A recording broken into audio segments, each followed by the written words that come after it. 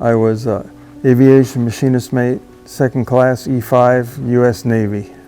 I made 2 tours or 2 cruises to Vietnam in VF-191 Fighter Squadron, 70 and 71. And I was a jet engine and fuel system mechanic and inspector. I'm very proud of my service. It was, for me, an honor to be able to protect our freedom, to fight for our Constitution, and to keep our freedom of speech alive. What I've heard over time when I tell people that I was a Vietnam vet, and they said, "Oh, you were one of those." They said, "You shouldn't be proud of yourself. You didn't win the war."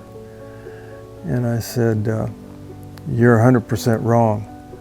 I said, "We weren't allowed to win the war. We could have, but the politicians wouldn't allow us." And that was pretty disappointing, to go over there and risk your life and not be able to accomplish your goal.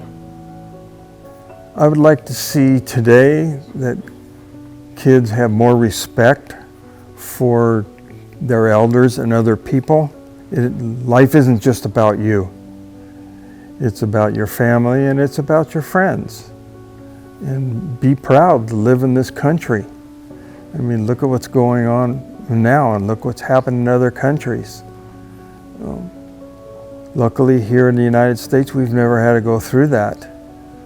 And always prayed that we never will. And that's why you have service members that are protecting you from having to have, like, dictators, things that went on in Germany or things that went on in Panama or in Cuba, other countries like that. Well, there's quite a few moments when I was scared. I remember in between the sorties, the missions, when all the bombers came back and they were reloading, they came over. All ships have like a public address system. It's called the 1MC. And they come over and they sound, "General quarters, general quarters. This is not a drill." And I had gone up to one of the helicopter squadrons up in the bow of the ship.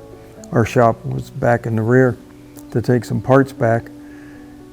And as I'm running back to my shop, because that was my duty station, I was probably the scariest I've ever been in my life, because it finally hit me that physically I had no way to protect myself.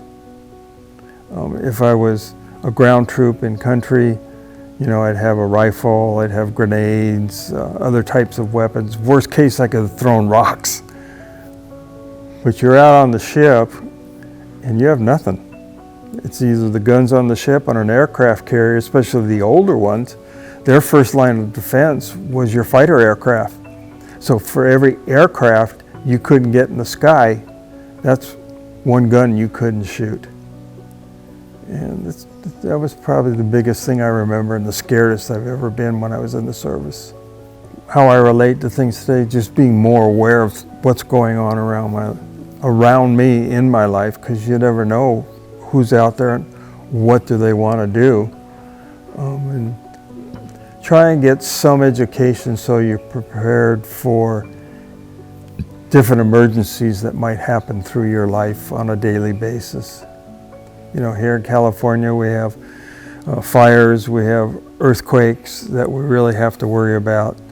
And I think people need to be more educated and more prepared to handle those types of things. If you want to make things happen in this world, you got to get involved with different activities around you and care about other people.